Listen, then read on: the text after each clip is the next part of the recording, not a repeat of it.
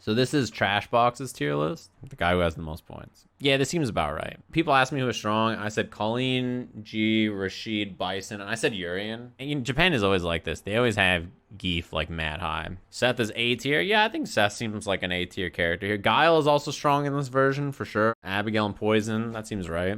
Urian is lower than I expected. He's still in like the top, what, like 10 characters almost? You know, Japan has Dawson much higher than many other places. Everybody else is like, Sim is like in the worst tier in the game. He's so bad. Yeah, Jury at the end of A tier, that seems about right. She's fine.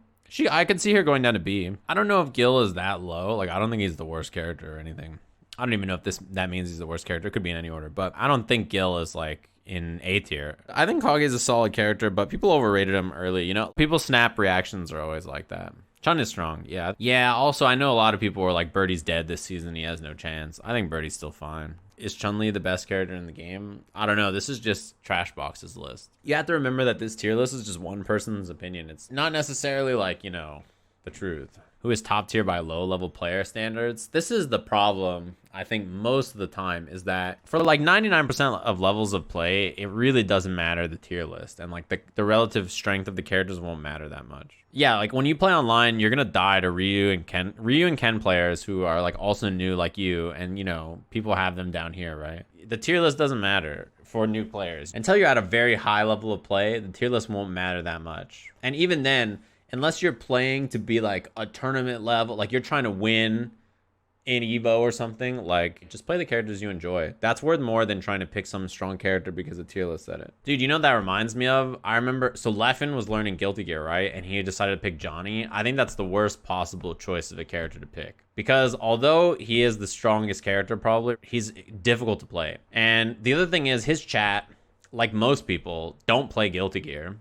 And they don't know anything about the game. So they're like, oh, Johnny's the best character in the game and he's losing with Johnny. Leffen sucks. And like the honest answer is, Johnny's fucking hard to play. It's not like an easy character. You just pick him up and you just smoke everybody, right? When you're new, picking up a character that's top tier just because they're strong or whatever is not good. People will expect you to win because you're playing some strong character and then you lose to some weaker character. And the truth is that tier list doesn't matter. It doesn't come into play for so long. They should do multiple tier lists for multiple different skill levels. Why don't they do that? Why would they do that? If someone's like a really high level player, why would they even want to make a tier list for like low level play? Like they probably don't even know who's cheap at low level plays. And also, it's like new players shouldn't look at a tier list and decide who they want to play. They should just pick who looks cool. The point of the game is not pick the strong character, win, win, win, win. The point of the game is to have fun and play who you think is cool. Like, this happens all the time. I've been playing Runeterra, like a card game, and I'm trying like some new deck, and I run into some guy who's just like playing whatever is the cheapest deck, right? Like this streamer said this deck is cheap and they're playing it. They have no idea how to use the deck at all. So they just misplay, may make horrible decisions, and I just beat them with some shitty meme deck.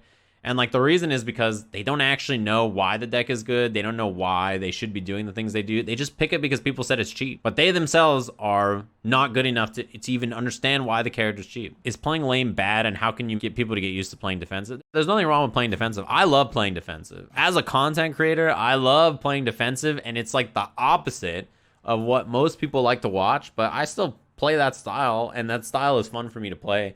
And if people get frustrated when they play that style, it's probably because you're doing something right. Every time someone who's an aggressive player loses to a defensive player, their brain is like, ugh, this guy's just sitting there doing nothing. Fuck this guy. I hate this guy, right? That's what they're thinking. And they're thinking, Outlaw Sean is very confident dropping the big Twitch Prime. Then, when the offensive player gets in and win, the defensive player is thinking, oh my God, this offensive player is just a mashing idiot. He's not even thinking. He's just running at me. I hate this guy. You both think the same shit when the other guy wins, right? Like, it's not any different. It's the same thing. Your playstyle pisses them off when you win, and their playstyle pisses you off when they win, right? It's like the same idea both ways, right? It's, you know, there's nothing wrong with either playstyle. Listen. Either way, they're gonna talk shit about your playstyle, so just play the one you want. Somebody out there hates the way you play no matter how you play, so it doesn't matter.